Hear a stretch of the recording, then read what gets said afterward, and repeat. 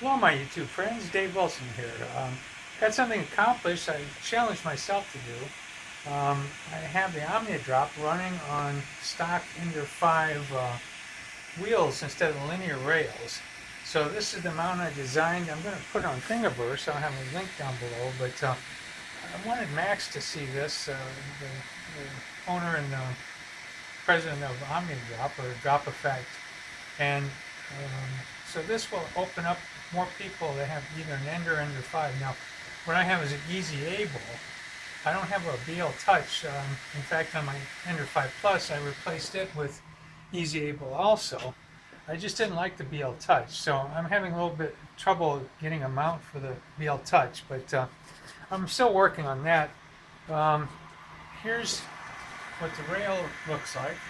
Just a standard rail with a mount that goes on top. It's really a pretty easy mount because the OmniaDrop only has two M4 bolts that go through to attach it to a mounting plate.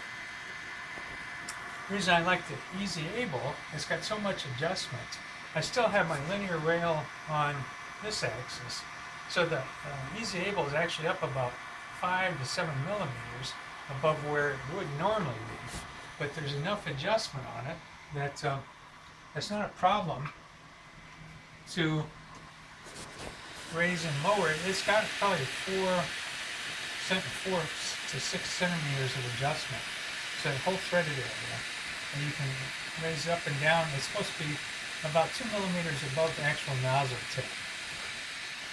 I'm pretty impressed. I didn't really do any real calibration except for just setting the Z offset and just start working.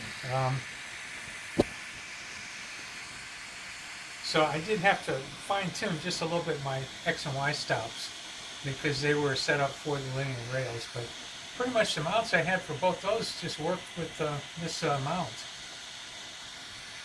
So anyway, I wanted Max to see this. If anybody's interested in this, it opens up the OmniaDrop to just a standard Ender 5. And it's just, to me, it's just such a great hot-end direct drive. But please leave any questions, comments. Thank you.